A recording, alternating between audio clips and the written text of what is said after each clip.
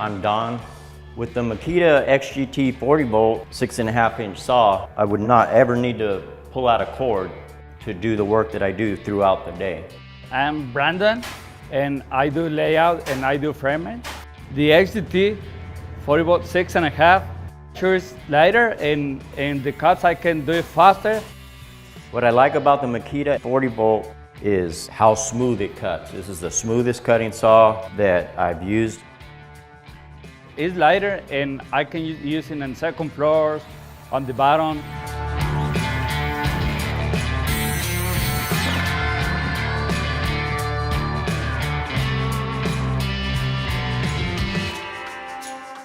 With this much power, you won't be needing a cord.